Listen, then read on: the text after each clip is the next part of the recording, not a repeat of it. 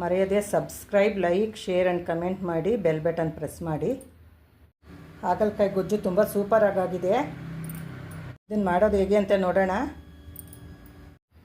ಹಾಗಲಕಾಯಿ ಪಲ್ಯ ಮಾಡೋದಕ್ಕೆ ನಾನು ಅರ್ಧ kg ಹಾಗಲಕಾಯಿ ತೊಗೊಂಡಿದ್ದೀನಿ. ಇದನ್ನು ಚೆನ್ನಾಗಿ ತೊಳ್ಕೊಂಡು ಹಚ್ಕೋತೀನಿ.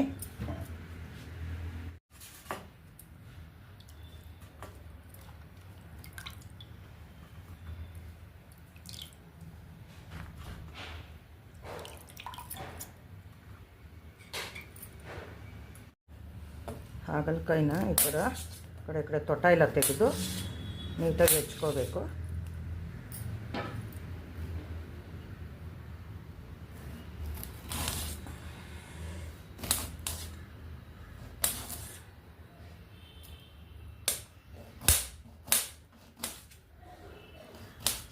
ಈ ಥರ ಸಣ್ಣದಾಗಿ ಹೆಚ್ಕೋಬೇಕು ಹಾಗಲಕಾಯಿನ.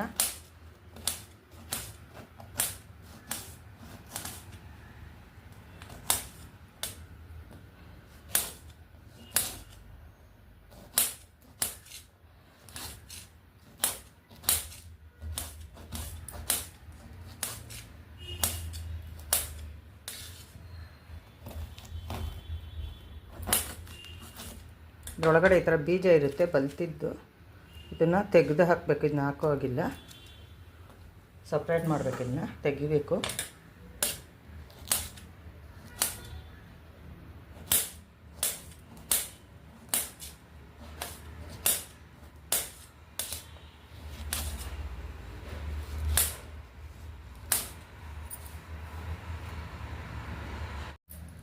ಹೆಚ್ಚಿರೋ ಹಾಗಲಕಾಯಿನ ಈ ಥರ ಒಂದು ಪಾತ್ರೆಯಲ್ಲಿ ನೀರು ಇಟ್ಕೊಂಡು ಅದಕ್ಕೆ ಹಾಕಿ ಅದಕ್ಕೊಂದು ಸ್ವಲ್ಪ ಅರಿಶಿನ ಹಾಕ್ಕೋಬೇಕು.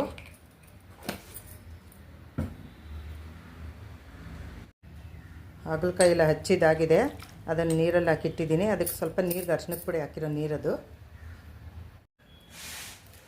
ಹಾಗಲಕಾಯಿ ಗೊಜ್ಜಿಗೊಂದು 3 ಈರುಳ್ಳಿ ತೊಗೊಂಡಿದ್ದೀನಿ. ಈಗ ಇದನ್ನೆಲ್ಲ ಕಟ್ ಮಾಡ್ಕೊತೀನಿ. ಈಗ 3 ಗಡ್ಡೆ ಈರುಳ್ಳಿನೂ ಸಿಪ್ಪೆ ತೆಗೆದು ಇಟ್ಟಿದ್ದೀನಿ. ಈಗ ಇದನ್ನೆಲ್ಲ ಕಟ್ ಮಾಡ್ಕೊತೀನಿ. ಹಾಗಲಕಾಯಿ ಗೊಜ್ಜು ಮಾಡೋದಕ್ಕೆ ಈ ಥರ ಸಣ್ಣದಾಗಿ ಕಟ್ ಮಾಡ್ಕೋಬೇಕು.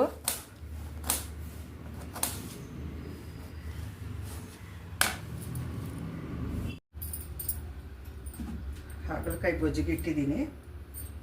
ಅದಕ್ಕೆ ಸ್ವಲ್ಪ ಎಣ್ಣೆ ಹಾಕೋತೀನಿ ಬಾಣಲೆಗೆ.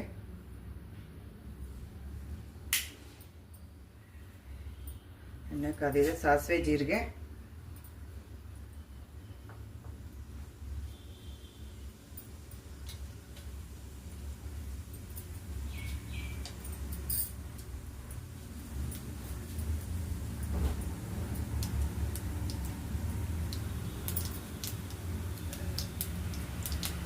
ಜೀರಿಗೆ ಆಯಿತು.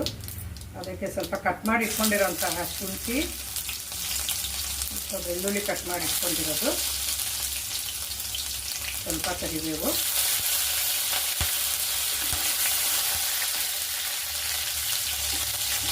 ಸ್ವಲ್ಪ ಆಗಬೇಕಿದು ಶುಂಠಿ ಬೆಳ್ಳುಳ್ಳಿ.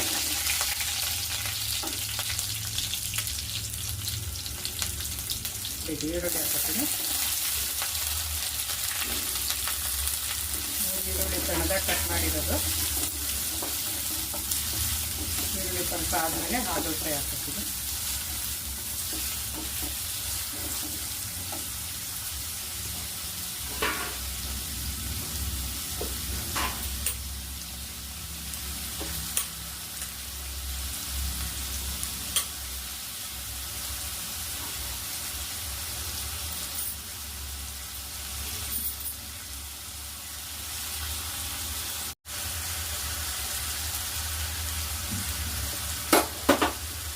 ಹಾಗಲಕಾಯಿ ಹೆಚ್ಚಿಟ್ಕೊಂಡಿರೋ ಹಾಗಲಕಾಯಿ ಹಾಕ್ತೀನಿ. ಮಿಕ್ಸ್ ಮಾಡಬೇಕು. ಒಂದು 10 ನಿಮಿಷ ಇದು ಆಗುತ್ತೆ ಬೇಯೋದಕ್ಕೆ.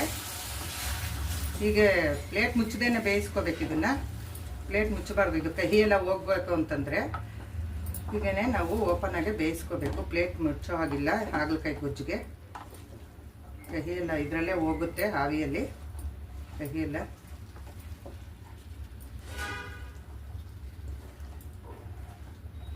ಒಂದು 10 ನಿಮಿಷ ಆಗುತ್ತೆ ಇದು ಬೇಯೋದಕ್ಕೆ.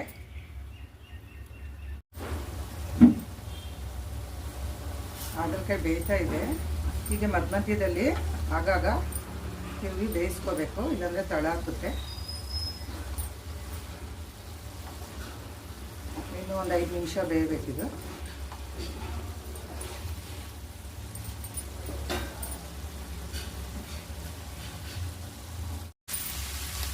ಈಗ ಇದಾಗಿದೆ,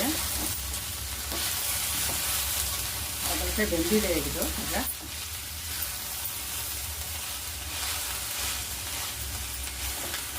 ಈಗ ಹುಣಸೆಹಣ್ಣು ನೆನೆಸಿಟ್ಟಿದ್ದೆ, ಅದರಿಂದ ರಸ ಮಾಡಿ ತೆಕ್ಕೊಂಡಿದ್ದೀನಿ. ಒಂದು ದೊಡ್ಡ ನಿಂಬೆಹಣ್ಣಿನ ಗಾತ್ರ ಹುಣಸೆಹಣ್ಣನ್ನು ನಾನು ನೆನೆಯೋಕೆ ಇಟ್ಟಿದ್ದೆ.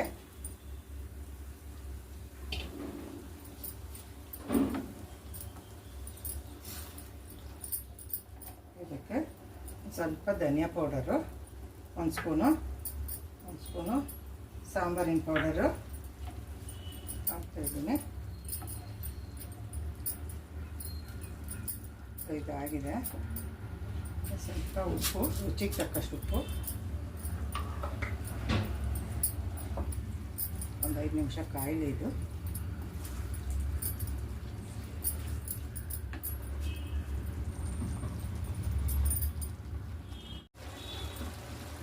ಒಂದು ಸ್ವಲ್ಪ ಅರಿಶಿನ ಪುಡಿ ಹಾಕೋತೀನಿ, ಒಂದು ಅರ್ಧ ಸ್ಪೂನು.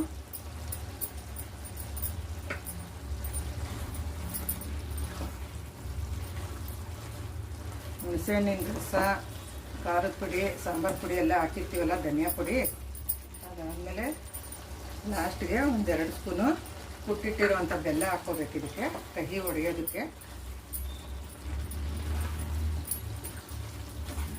ಲಾಸ್ಟ್ಗೆ ಒಂದು ಸ್ವಲ್ಪ ನಮ್ಗೆ ಎಷ್ಟು ಬೇಕೋ ಅಷ್ಟು ನೀರನ್ನು ನೋಡಿ ಹಾಕ್ಕೋಬೇಕು.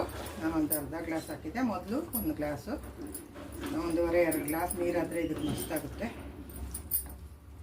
ಇದನ್ನು ಜಾಸ್ತಿ ಹೊತ್ತೇನು ಕಾಯಿಸೋಗಿಲ್ಲ, ಹಾಗಲಕಾಯಿ ಬೆಂದಿರೋದ್ರಿಂದ ಒಂದು 5 ನಿಮಿಷ ಉಪ್ಪು ಖಾರ ಎಲ್ಲ ಹಿಡಿಯೋದಕ್ಕೆ ಒಂದು 5 ನಿಮಿಷ ಆದಮೇಲೆ ಸ್ಟವ್ ಆಫ್ ಮಾಡ್ತೀನಿ.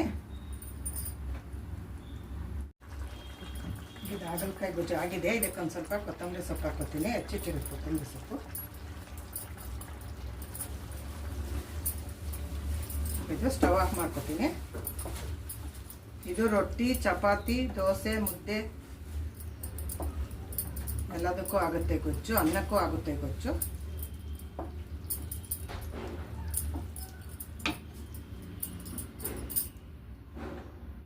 ಹಾಗಲಕಾಯಿ ಗೊಜ್ಜು ತುಂಬ ಸೂಪರ್ ಆಗಿದೆ. Thank you for watching.